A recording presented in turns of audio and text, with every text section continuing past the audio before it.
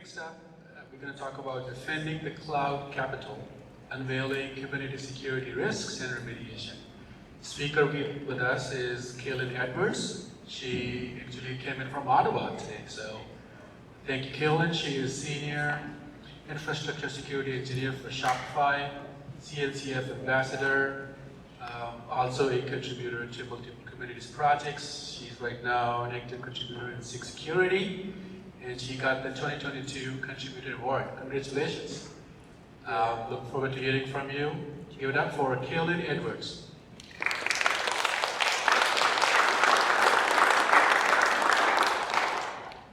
How is this?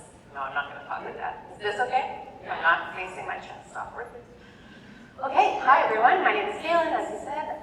Let's get into this talk. So I love alliteration and long titles, and if you attend any of my talks, you will see that very quickly. But basically, we're going to go over some of the basic principles of Kubernetes security. This is meant to be a talk for folks that don't necessarily work in security, but are looking to make sure that their infrastructure is secure. Also, I have some prizes. So at various points throughout, I got socks, I got fanny packs, I have 50. I was going to ask a question about his name, and I just botched it. I've got someone else that doesn't have a name. I think I have more socks in here. So yeah, at various points, I will ask questions and chuck some prizes at you. That's how I get the most points. I'm very short. I hope you can see me over this podium, but I don't want to stand in front of those slides. So the agenda today, we're going to start off by going over some fundamentals of Kubernetes as well as security concepts. I'm sure that most of you in the room will know what I'm going to go over, but I want to make sure that we're all starting with a shared understanding. It's really important that as I say things, we all are understanding exactly the same thing. Then we'll get into risks and remediation. Basically, this is just going to be going over the OWASP top 10, talking about some specific examples. Finally, we'll talk about a few real-world examples where there have been serious breaches in Kubernetes infra. And lastly, I'll talk a little bit about Kubernetes SIG-Security, what we do, and how we're helping to protect Kubernetes workloads. About me, a lot of this already got said, but I have been working with SIG-Security for the last 2 years. I went to KubeCon, went to their talk, absolutely fell in love, and decided immediately that I wanted to get involved. They're a really, really welcoming, wonderful group. So if you are a security enthusiast, I highly recommend it. I'm very, very passionate about cloud security. It's what I do every day. If you want to talk about it, please hit me up. There's my contact info at the end of this talk, or find me later today. When I am not doing all of the Kubernetes and cloud security things, you can find me hanging out with my dogs and my husband on our farm. We're building a dream house on 214 acres in Canada. We do have maple syrup trees, so all you Americans, feel free to come visit. It's pretty great. And I also play a lot of squash. Okay, fundamentals. These are the Kubernetes ABCs. Does anyone know why Kubernetes is shortened to K8s? I think you said it first. Do you want socks? Fanny pack? Yeah. Great catch. First question out of the way. Okay, so what is Kubernetes? There was already a really great description of this. Container orchestration tool. When I started working with Kubernetes, I went through every single potential intro to Kubernetes, and still, you could not pay me to describe Kubernetes to an audience. And here I am, describing Kubernetes to an audience. And I work with it every day, and I still hate to do that. But really, when people ask me what it is, I say cloud orchestration, and I say that you tell Kubernetes what you want your infra to look like, and it does it. You don't tell it how, it handles that, and it makes really good decisions for you. I'm going to highlight right now, because this is kind of the point of the talk. Kubernetes is not a security tool, and it does not secure your infrastructure by default. The reason that this is a very intentional decision is because each infrastructure is different, but it is not a security tool, it is a cloud orchestration tool. And the big reason that this is valuable is that we all know that we're hosting a whole bunch of different sizes and shapes of things in our infrastructure, and Kubernetes will dynamically resize that and reallocate resources. This diagram up here is the typical one that you'll see when someone's asking you to explain the difference between a virtual machine and a container. And really the big point here is that when you have virtual machines, each virtual machine has its own operating system, so you have to make some decisions about resource allocation early on, whereas with a container, they share that operating system and resources can be shifted dynamically as needed, which is super cool if you're doing things like Shopify does, where you might have a shop that all of a sudden is going to have a flash sale and you're going to see an extreme spike in traffic, and often merchants don't want to tell you when they're doing a flash sale. Now we're going to talk about the Kubernetes components.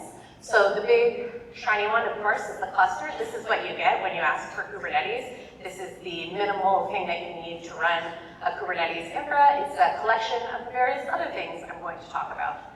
So next is a node. This is the worker machine or the computing power. And then the pod, which is the smallest deployable execution unit.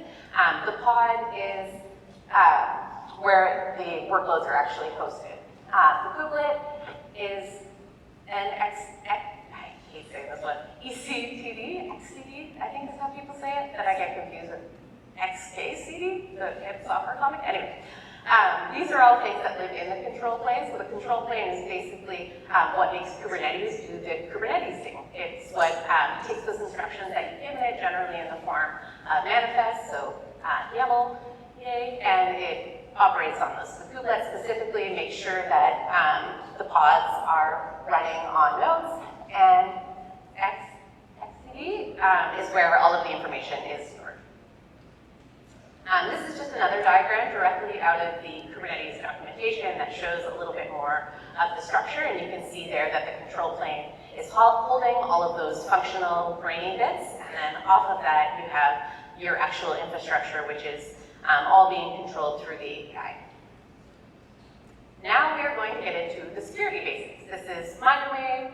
I love it. We're going to talk about specifically what security is made of. So this is from the wiki, and security, in my perspective, means just being really paranoid about your infrastructure or whatever specific thing you're securing, but we'll go through some of the basic tenets of security. So confidentiality, that means people shouldn't have access to things unless they're supposed to. Integrity, that means people should not be able to change the things that you're storing. If you're storing merchant data, if you're storing whatever, it should only be changed when the customer is intending it to be changed. Availability, a really important part of security is not just to lock things down so that they're super safe, but also make sure that they're accessible when users need them. Authenticity, this means that we know the people who are trying, or entities that are trying to access things are who they say they are. And then non-repudiation is a little bit complex. It includes authenticity, but it goes a step further, so it's verifiable outside of the parties included in the transaction. So this would be something like a signature or like a signed certificate, but this just means you're not allowing someone to say, nope, wasn't me. There's some kind of traceable record about the actions that have happened. Okay, and my team, which again is infrastructure security, we basically, when I describe it to people, I say we're the back end to the back end, or that's what infrastructure is, and we secure that. And so we do it, my team is split into these 4 work streams. One of them is observability, that's logging and monitoring, log ingestion and selection of tooling for that log ingestion. The next one is supply chain. Everyone knows what supply chain is right now. It's been the cool kid on the block for, my entire career in Kubernetes security. Multi-tenancy, this is what I do. I lead multi-tenancy on our team, and this means very important for Kubernetes. If you have workloads existing in the same area, are they isolated from each other? If you have my super risky please hack me app over here and super sensitive, all of the personal payment data for your merchants over here, make sure that if this one gets hacked, they can't come all the way over to the sensitive ones. And then lastly, access and auth. This is ensuring that only the people who need to access things can access them. And at Shopify, we have an amazing just-in-time access tool, so we also make sure that they can only access those things when they need them. Now, this is the meat of the talk. We're going to talk about the risks and remediations. We're going to go through each of the OWASP top 10 and just talk about them a little. Up here is the definition for the OWASP Top 10, and because I like to make my talks topical, you are going to get the opportunity to listen to the OWASP Top 10, which are top 10, my idea of the top 10 security blunders, mostly for the White House. Some of them are the Pentagon. They're very silly. I promise that they are not a reflection of my opinion or the actual state of security, but they're silly and I like them. So the first one is insecure workload configurations. We just heard a whole bunch about how to manage these configurations and how to make sure that you're doing them in a safe way. So Kubernetes is not secure by default, as I said, ensuring that you're following the principle of least privilege when you're creating workload specs and making sure that you're actively reducing the permissions on any new workloads. And a big important thing is to discourage anyone from copying over manifests blindly. It's a really common thing for software developers. I think we're all taught early on that someone has already solved the problem and they probably solved it pretty well. Let's go look for it and build on that. But the thing is, if you're doing that with workload configurations, it's very likely that you don't fully know why that workload has the permissions it needs. So you should always be understanding specifically what your workload needs and creating a set of configurations for that. Of course, what I care about is only the access they need, nothing more. And the best way to do this, as said before, is using an infrastructure as code platform like Terraform or Crossplane, and making sure that you can have more than one set of eyes on these changes, and people might pick up on, why does this app need write access to our database? Probably it doesn't. The Kubernetes documentation also have a really handy security checklist that provides guidance for securing your infra, which is included in the resources at the end. But the basics are, don't run this root, ensure your Docker file sets a user, set the security context, know what the security context is, read only where possible, and don't have any privileged access. So, I don't know if anyone has heard of social engineering attacks, but there have been a few on the White House, so don't assume someone belongs simply because they look the part. There have been a few notable breaches. In one case, in the 1890s, a man showed up in full evening dress, including a top hat, walked into the White House and said, I have a meeting with President Roosevelt. He was then, of course, led into the Red Room where he waited for President Roosevelt, who was brought to him.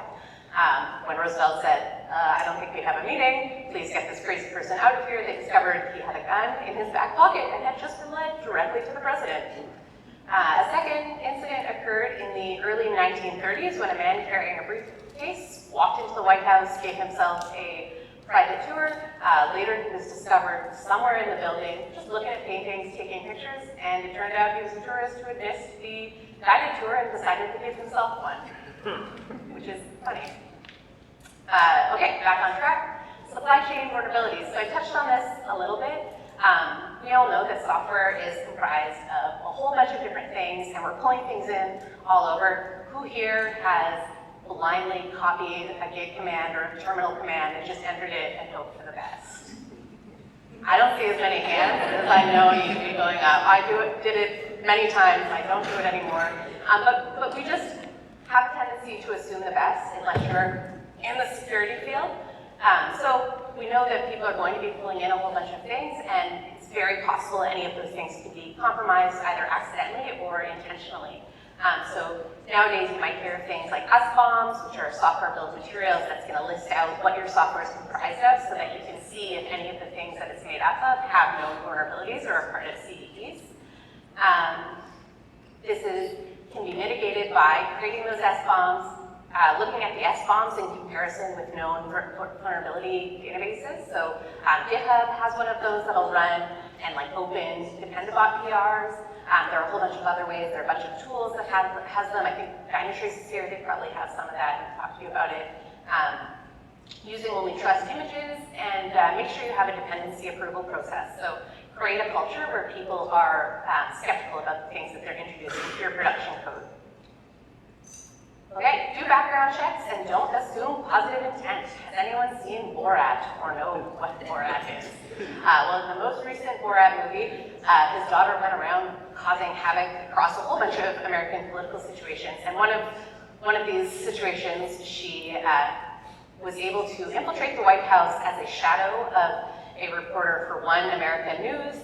She asked Donald Trump a question directly and also spoke to the president's son in a one-on-one, which is wild to me and scary, but maybe not that surprising because she's an actor. All right, overly permissive RBAC. Does everyone know what RBAC is? Role-based access control. So this means you're giving very specific permissions based on a role. The role can be assigned to a person, an entity. And sometimes I think people see security as the bad guys, we're slowing everything down. And it's very often people will want to, in a prototype stage or early on in a project, just open up all the role access, make it as easy as possible to do things. But it's so often that that permission doesn't get rolled back, or people don't understand, again, that there's a potential for traversal. So when we scope the access down to simply what you need, ideally only when you need it, that not only reduces the number of user error mistakes that lead to production incidents, but it also means in the case of a compromise, a malicious actor is limited to the scope of the permissions that are compromised, which is really great because you can tackle the issue quicker. So ways to handle this would be using role bindings. These have a bit more fine-grained control instead of cluster-wide RBAC policies.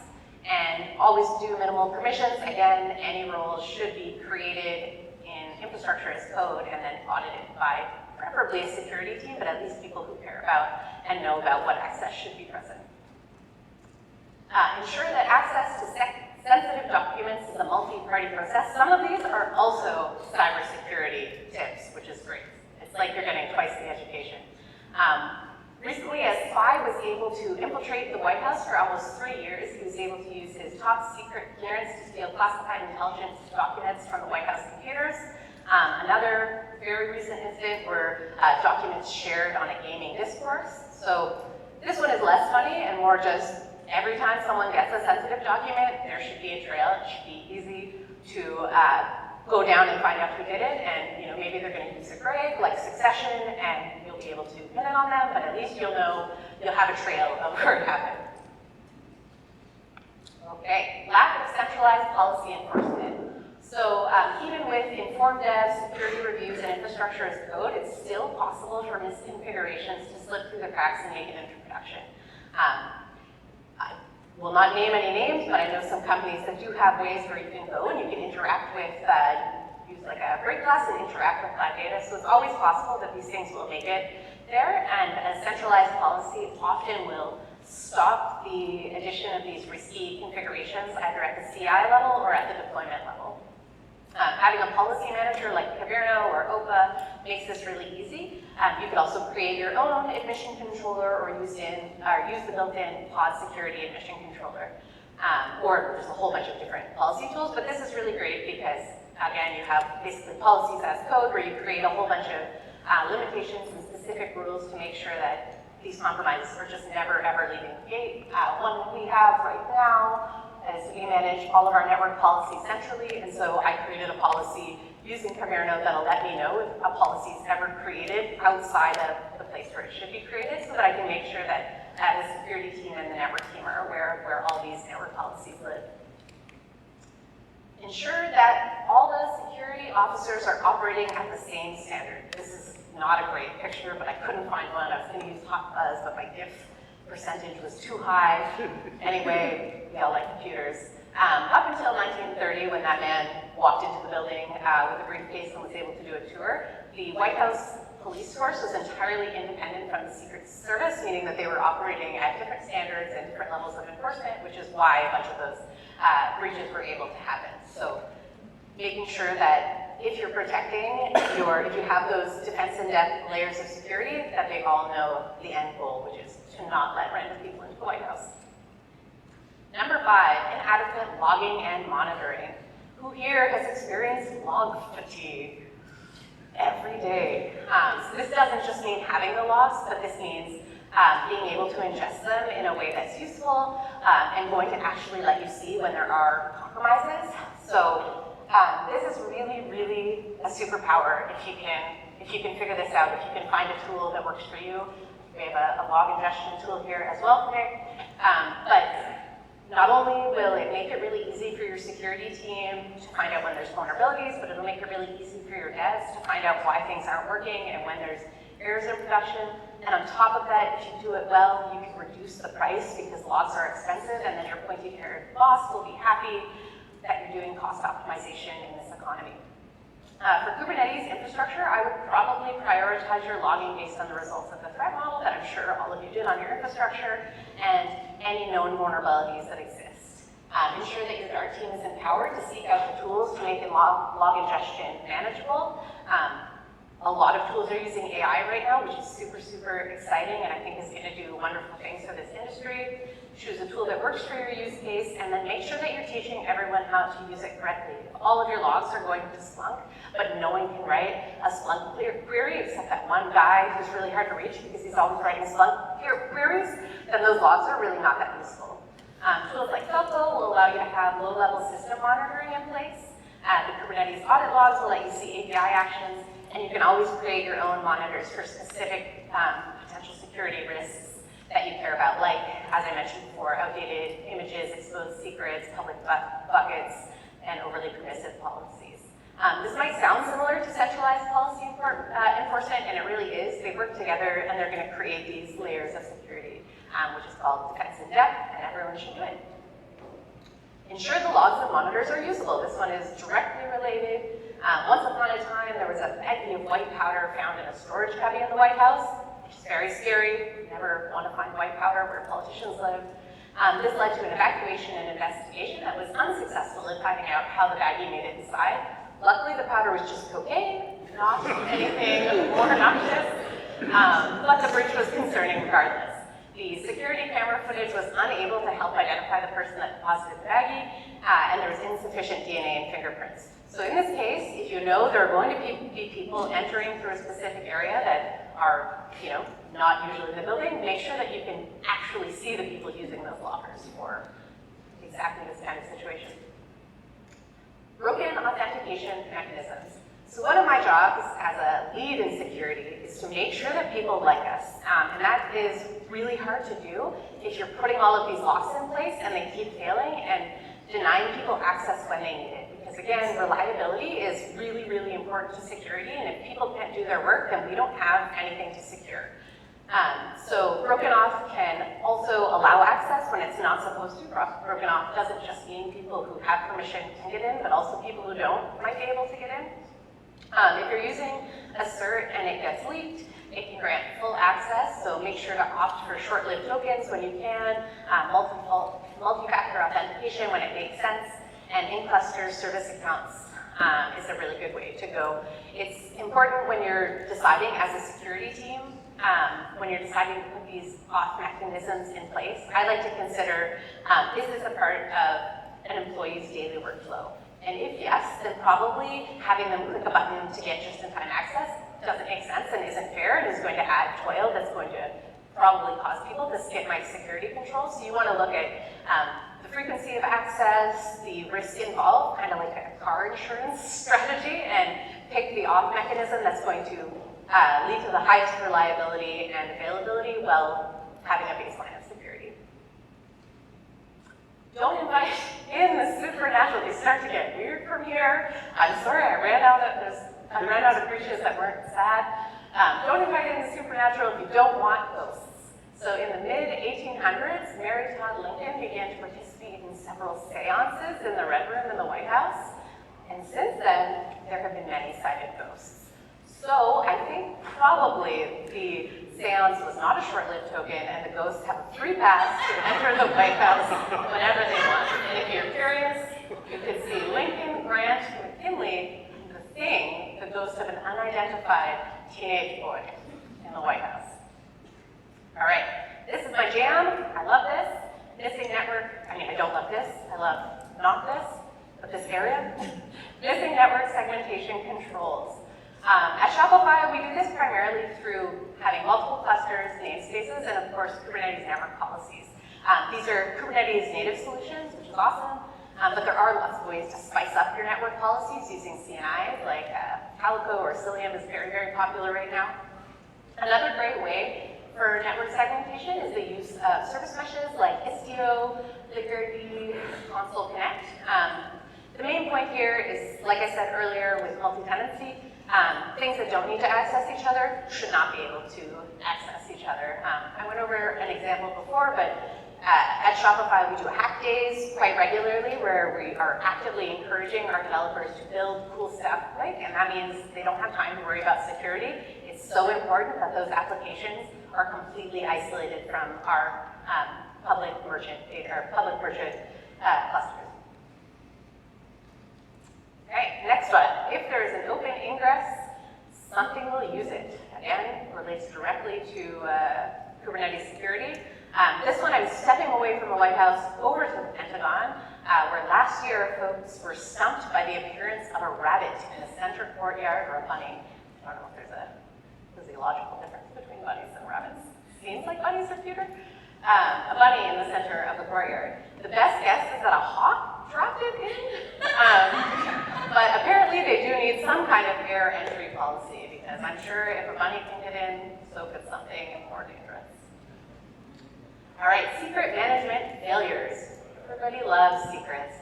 I put out this comic because it's hilarious, but it's very hard to read here. The summary is we have trained people to make very bad passwords instead of very bad, hard to remember passwords instead of easy to remember, very effective passwords. And that's very true. Who here has like the same word with a million different number, exclamation points, iterations on the end? So with Kubernetes, secrets are API objects created just like any other object, and they are not encrypted by default. Base 64 super doesn't count. So if you check them into your version control, that's bad news bears and opens you up to a whole slew of risks. RBAC must be in place to limit access to secrets, make sure that only the applications that need access to the secrets can access them, and definitely that no users can access those. Same with access to, I have to say it again, XCD. You can use, there's third-party solutions like HashiCorp Vault to manage your secrets. Dynamically injecting secrets at runtime is definitely the way to go. I know when I was working on Customized, we ran into a whole bunch of issues with secrets as environmental variables trying to get injected at various times, and that is a pain. So find a secret manager if you can. Be careful with email. I feel like this is like the biggest email everywhere. Every single political group in government in the world is got by email. So the White House is not alone from suffering in a number of email-related security incidents. One of the ones that I thought was wild is for a series of years, many emails were incorrectly delivered to a government in Southeast Asia because of like a 2-letter mix-up on the domain ending, which is like, oh my goodness, did a UX person, White House, please do. And also hacking groups repeatedly accessing and sharing private emails. Number 9, we're almost at the end. Misconfigured cluster components. This is a little bit different than workloads. This goes back to that intro document where you have all of these different pieces that make up your Kubernetes infrastructure, and each one of those needs to be configured securely. And it's important to make sure that you're keeping up with the current security recommendations and benchmarks.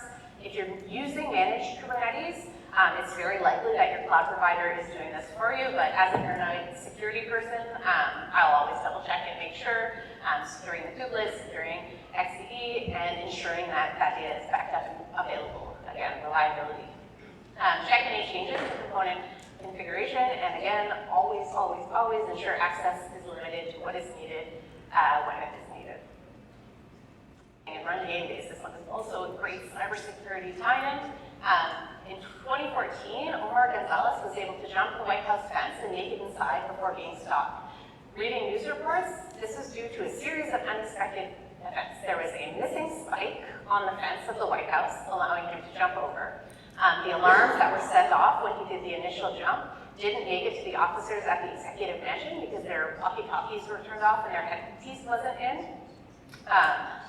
He passed by where other officers were, and he was not seen because there was construction blocking the view from there. There were some assumptions made about him not being able to make it through the dense shrubbery, which seems like a questionable security measure. And on top of that, someone had just assumed that the executive mansion was locked, which it was not, and he busted through the first officer that he ran into, he was able to overpower until he finally got God, but he had made it through most of the main floor. This is like defense in depth, right? If any one of those steps had succeeded earlier on, if there had been a spike on the fence, if the walkie-talkies had gone through, if the doors had been locked, he would not have made it. So in one case, like awesome, they had so many practices, or so many layers, but also they really should have practiced for that. Not for that specifically, but they should have practiced for each one. To be like, oh, we need to have our walkie-talkies on, and spikes are good. All right, last of the OWASP top 10 for Kubernetes, outdated and vulnerable Kubernetes components. Again, strongly connects to supply chain security. When a vulnerability is discovered, it's often going to be announced with the CVE, along with patches and fixes. A good way to keep track of these is using the auto-refreshing official Kubernetes CVE feed, which will be shared in the resources section. Kubernetes has a pretty frequent release cadence, twice a year, and that can make staying up to date challenging. But do your best. Definitely staying on a supported version and reading the release notes to know exactly what you're missing if you don't upgrade to a certain version is really important. Again, hopefully, if you're on a cloud provider, they're managing that for you and making it really easy for you to auto-upgrade. And I know keeping track of all of the different things I've just said is really overwhelming. There are some security platforms out there that can help you with all of this, or you can hire people like me who will bug you about it to the point where it's almost insufferable. But there's lots and lots of ways to handle all of the different things that I've talked about, and if you're doing any of them, that's awesome, and you're taking a step in the right direction. So the last OWASP top 10 is just like maybe change the fence.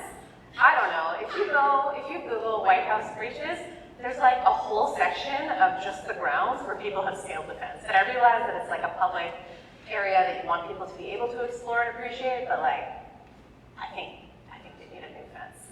I did really try to find funny Canadian compromises so that I didn't come up here and just like rag on America for half an hour, but honestly, there's just not that many.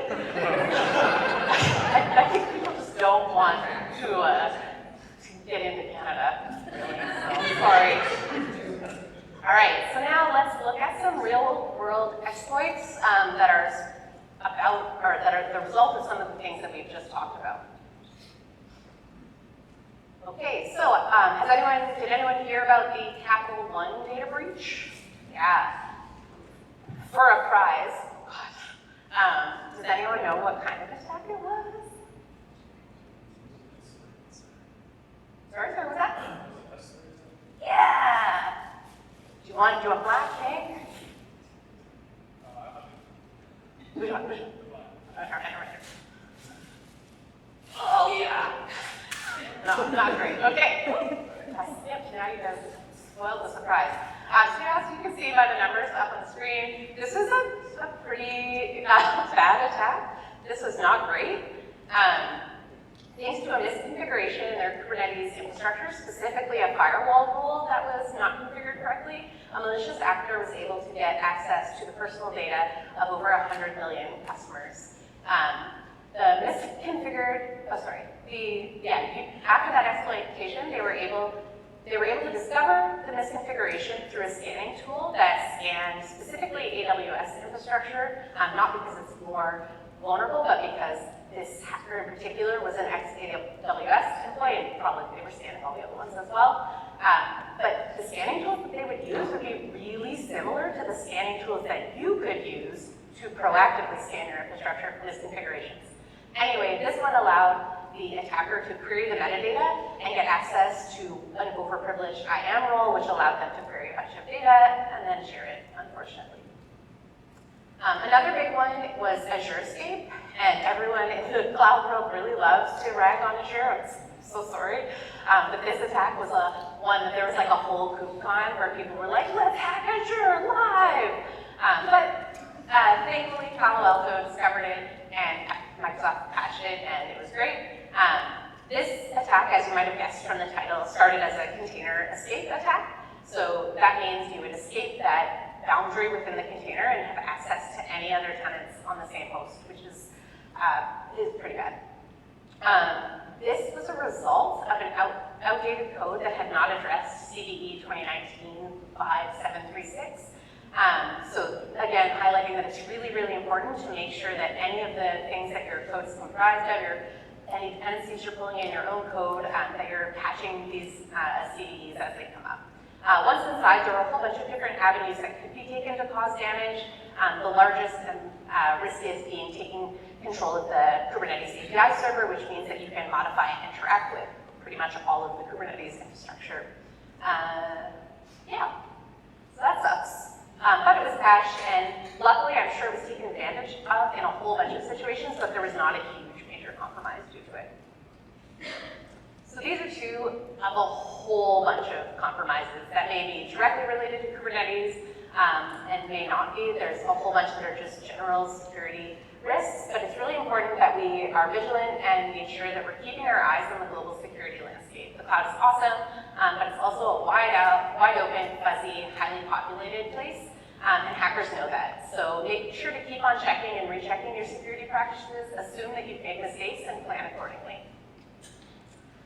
Okay, so on a lighter note, SIG-Security, my favorite place in Kubernetes, is the special interest group that works on Kubernetes security from a Kubernetes perspective, so making sure that the security practices are obvious, doing things like this, telling people about how to secure Kubernetes, and I'll talk about some of the things that we do.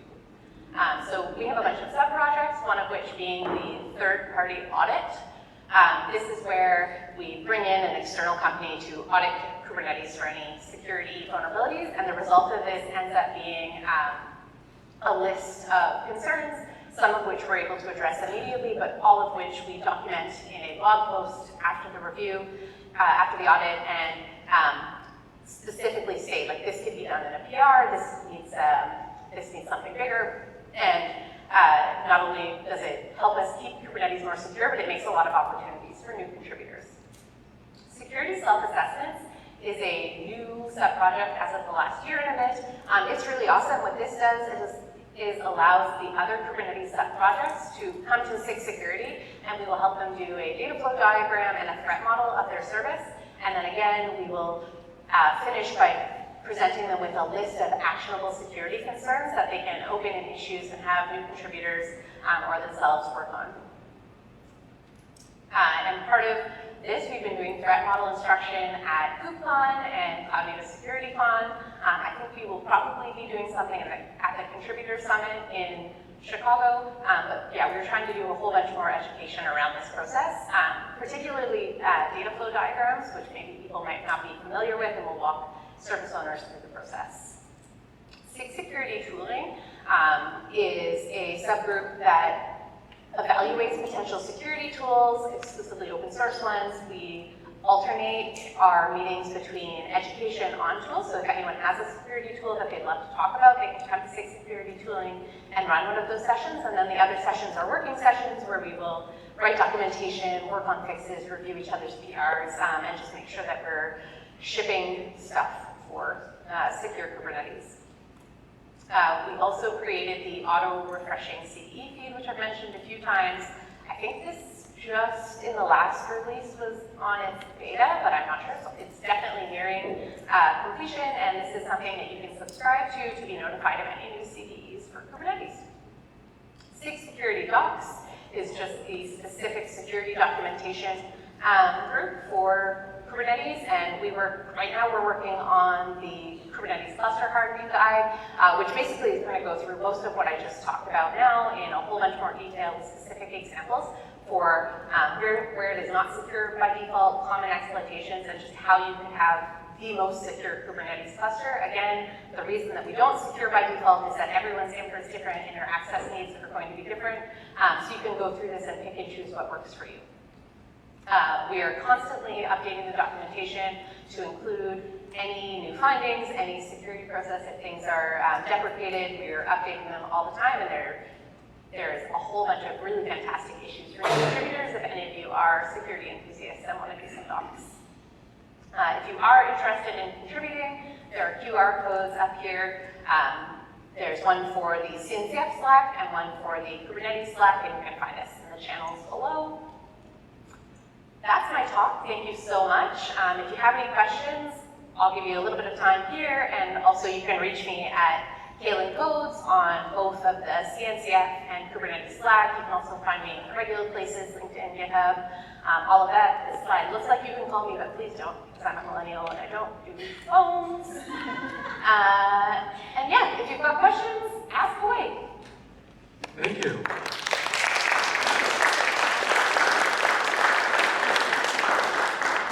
All right, maybe we can take a couple of questions. Let's see.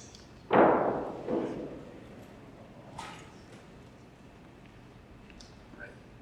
So who's coming up? I loved what you said about your job is to make sure people like you so that they'll actually talk to you instead of going around. What are some of the things you do to make the developers at Shopify's life easier and more secure? Yeah, so I'm always working at being better at this, but right now I am in all of the infrastructure channels, listening and watching. Whenever I see that someone is proposing a new initiative, a new service, a new process that I know is going to come to us later on, I try and very friendly force myself into the process as early as possible. And I do that by not necessarily jumping in and saying, you need to do X, Y, and Z, but saying, I've done X and I've done Y. What do you think? How do you think that this works with what you're planning? Is this kind of access going to work? Or I see you've done this.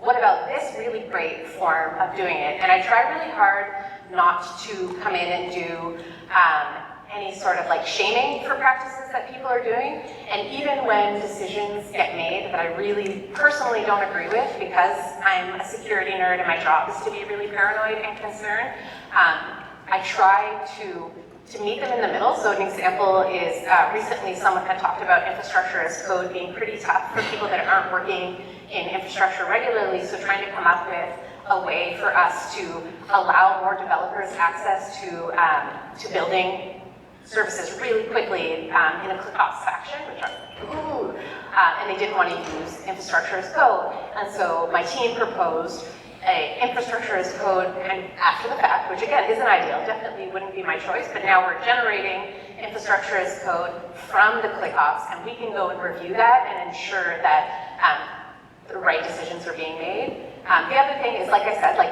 I go and I talk to teams and I develop a relationship so that sometimes if people have security concerns, particularly at Shopify, if they're doing a network thing, they're like, oh, Cailyn's going to care about this because she's always joining our conversations when we're talking about network changes. And then lastly, I do stuff like this at Shopify as well, where I say like, hey everyone, do you care about security? If you do, come listen to me talk for a half an hour, and hopefully I'll give you some tips so that you'll hear things and you'll think about me, and you'll come and reach out to me, and you'll pull me into those conversations. And so far, it's working pretty well. That's awesome. Okay, so is someone like desperately trying to implement a lot of these security things at our organization, but resources are always tight, and we got to start somewhere. Where would you start on building out a security team that's mostly done paperwork exercises up until this point? Oof, that's hard. So I am so blessed. I am on like a 24-person infrastructure security team as part of a multi-100-person trust org at the company. So definitely take everything I say with a solid grain of salt, because I'm a lucky, privileged little baby that lives in a wonderful security world. But what I would do is probably, a fun way to do it is to capture the flags as a team. So start to poke at things intentionally and develop that excitement and curiosity, because that's like, I'm a technical security person because I came from an engineering background, but that's really uncommon and not typical. And I would say in a lot of areas, I have to catch up because I'm still in that like engineer writing code efficiency phase and not in that like curious, poking, wondering questions phase. So doing a CTF Literally, a CTF is like, here's a thing, poke it as much as you can, see if you can find a flag. And once you start poking at things, when you go back to your own infrastructure, it's very likely that you're going to poke those same things. So every year at KubeCon, there's a really, really amazing Kubernetes capture the flag that I recommend to anyone and everyone. You don't need any experience, just a laptop, and they'll walk you through it. And that's a great way to get exposed to the common vulnerabilities. The other thing is like, just get the low-hanging fruit. You know, like a lot of that configuration stuff that I talked about in the first one, like the security context, is not actually going to impact anyone's work. It's not going to change anything except say, in the case where someone did have a whole bunch of access to our infra, they cannot do as much damage. So go into the Kubernetes documentation and say, like, are we doing this? Are we doing this? Find tools like Trivy or Dockle, run scans and see, like, are there just these small things that we can change really quickly? And I think both Trivy and Dockle might even actually change, make changes for you or like adjust the manifest. So you might not even have to do that yourself. Shopify actually has an open source tool called KubeAudit. And KubeAudit will do the same sort of thing where you can set it to scan your manifests and then it will suggest security changes and you can do it in a dry run mode, build or show, or you can do it in a mode where it actually makes the changes for you. All right, awesome. I think that's it for now. Thank you.